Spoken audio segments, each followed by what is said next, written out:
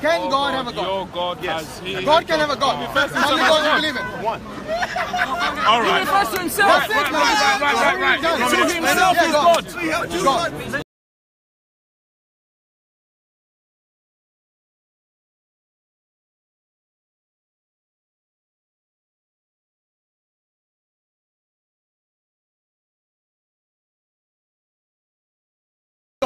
Do you believe God is almighty? Yeah. Can God have an authority higher than him? Yes, his word can. Yeah. No, can God have authority higher than him? I'm making How many gods are there? One. Can that one God have an authority higher than him? His word can. That wasn't my question. Yes. Can that one Okay, God have authority higher I than him? just showed you. His revelation can be in submission. So basically, you're telling me a God can have a God. I can tell you his word is under submission to himself. Okay, let me rephrase the question. Can God? I said yes. I haven't even asked the question. Let me rephrase the question.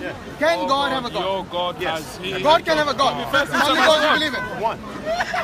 All He right. refers to himself. Right. To himself is God. So, like I said, in the beginning was the word was with God, and the word was God. Was he his God? Yes. So one God has another God. You want to? He's God to himself. Do you want to understand? Seriously? He's God to himself. Do you want to understand biblically? Biblically? Yeah, God. Okay. God. Good. Show me where in the Bible it says God has a God. Oh God, your God has elevated you. Revelation chapter 1. Psalms. I'll write the name of my God. You're doing it again, man. Upon you. Yeah, but you're shouting in my ear. I'm sorry. I am sorry. This is like the fifth time I'm telling I'm you. sorry. Let's have respect.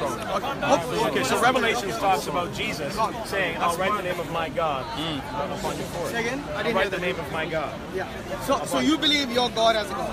Sure. Okay. By the way, am I correct in understanding Now, that? do you actually want my definition or the biblical definition? Yeah, biblical definition. Okay. So in Deuteronomy 6:4, what does it say? Hear, O Israel, the Lord our God is one. Yes. How many did he say? One. Okay. Echad. Okay, that one God, hear Israel, your Lord, your God is one. Is that one God having another God? Do you want me to, I've already answered your question. Because I you said already yes. admitted. If I heard it correctly. Listen, you did hear me correctly. If I heard it correctly. You did hear me correct. Yes, God. Okay, now do you want my definition? Yeah, God. Show me in the Bible where it says God has a God. Okay, you asked two questions. I'm going to answer both. Oh God, your The Bible says in the beginning, Elohim, which is a plural form of God, created the heavens and the earth. Okay, number one. Okay, that's number one. It's a plural form of a singular God. The verbs are singular and the word is plural. Second, Deuteronomy 6:4 says, Hear, O Israel, Shema Yisrael Adonai Elohim Adonai Echad. Echad is not Yahid. Yahid is a singularity that is different from Echad. They're two different words. Echad is a plural unity. Carry on. Okay, do you even know Hebrew? Do you know Hebrew? Yeah, I do. Okay, Elohim you said means always plural. Is that right?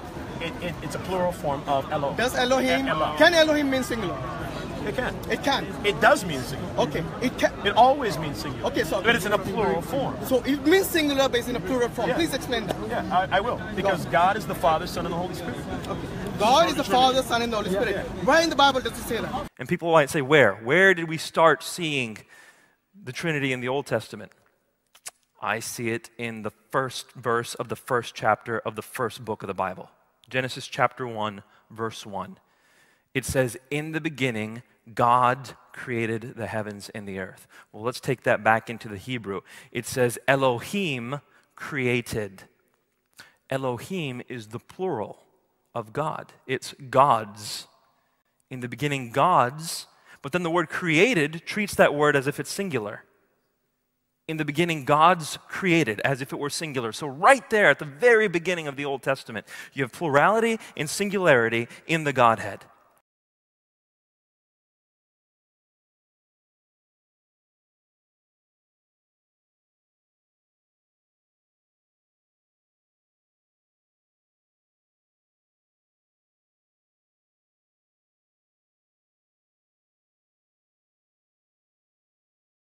Carry on. Okay. Do you even know Hebrew? Do you know Hebrew? Yeah, I do. Talk to us about that a little bit. Okay, there are certain Hebrew words, and these words have plural endings, but they don't necessarily have plural meanings. And to use an English example, we can talk about the word news. Mm-hmm. News is a singular as well as could be a plural, but just because it has an S ending doesn't mean that we automatically assume that. So it is in Hebrew, the word for face, panim, also has a plural ending, but it is a singular word. And same thing with heaven and water, Mayim and Hashemayim, or Shemayim. So the idea of it having a plural ending doesn't necessitate a plural meaning. And besides, if Elohim did mean God in a plural sense, the plural of God is not a tripersonal God, but gods. Yes, yeah. And that's polytheism. Yes. Right? And so Okay. that's not very helpful for any of us to say that God is a plural. But also in Hebrew, as in many languages, probably most languages, the verb also contains a number in it, so singular or plural.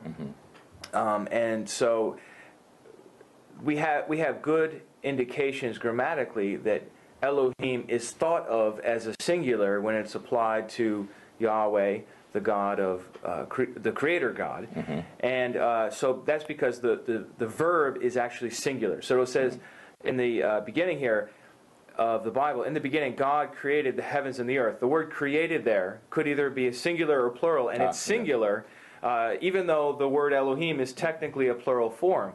But here it has a singular meaning, and that's why every single Bible translation under the sun says God instead of gods for Elohim. Yes, I see. And so this is not something that we discovered on our own. This is something that's readily accessible if you check mainstream commentaries, or, for example, I looked it up in the Wycliffe Dictionary of Theology, and they say it's the plural of plenitude, and that's the idea that God is so magnificent, so majestic, so powerful, that you give him a plural form for the word God, but it has a singular meaning.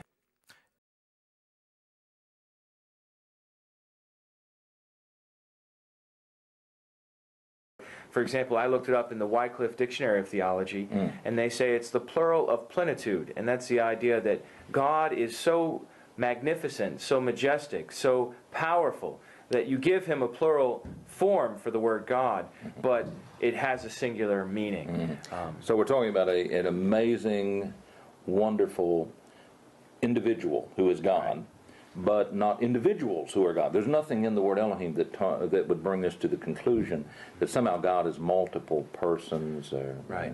I think with Elohim we have two options, and these are the two options the translators use. Either translate it God or gods. And frequently when pagan gods, for example, are in view, Elohim will be translated gods. But when it's Yahweh who's being spoken of, it's always translated God in every translation done by anybody that I've ever seen. And used with the singular verbs and singular pronouns. Used with singular verbs. And we can also look at a parallel by looking at Dagon or Chemosh or Milcom or Asherah or Baal. We look at these other pagan gods, and they're all called Elohim too.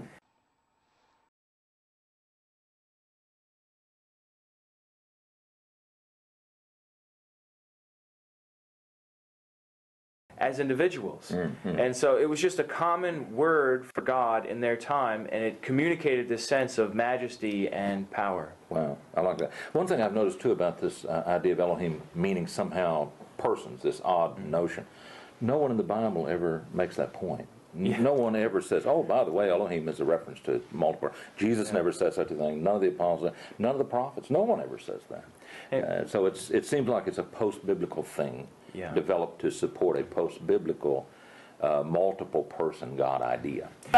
Deuteronomy 6:4 says, "Hear, O Israel, Shema Yisrael Adonai Eloheinu Adonai Echad." Echad is not Yahid. Yahid is a singularity that is different from Echad. They're two different words. Echad is a plural unity.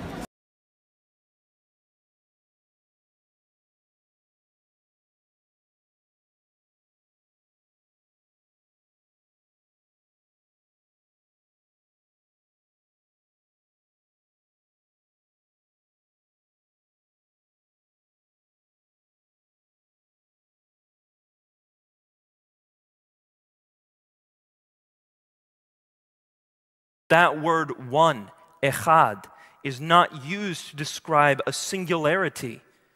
It's used to describe something like a cluster of grapes. Complete and profound falsehood. It simply is not true. The word one is a numerical adjective which can modify any noun you like to think of. In itself, it has no concept of more than one.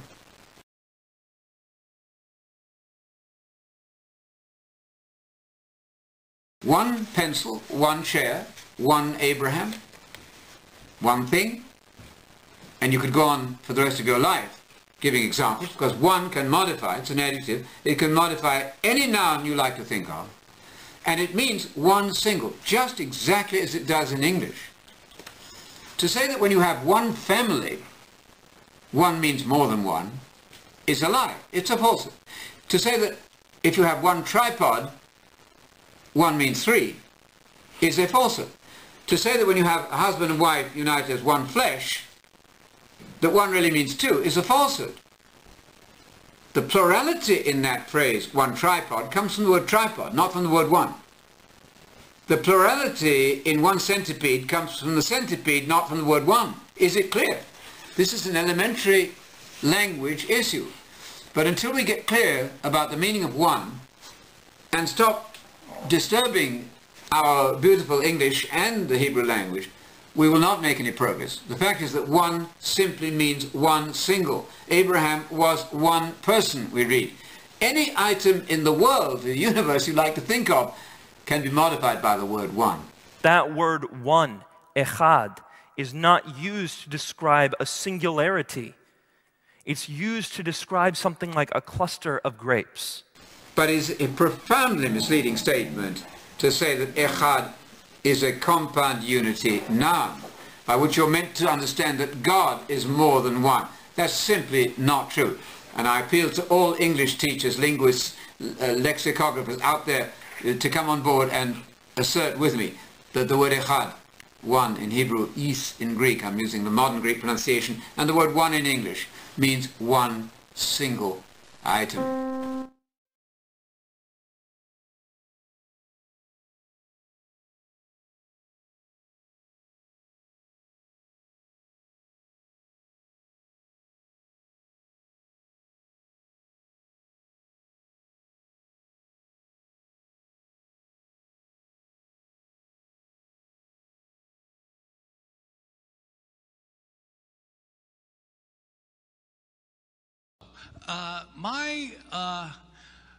My basic case in my book, How Jesus Became God, and that I presented last night, is as follows.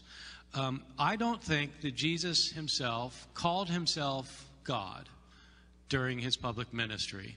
I personally don't think Jesus imagined he was God. He wasn't God. He was God's prophet.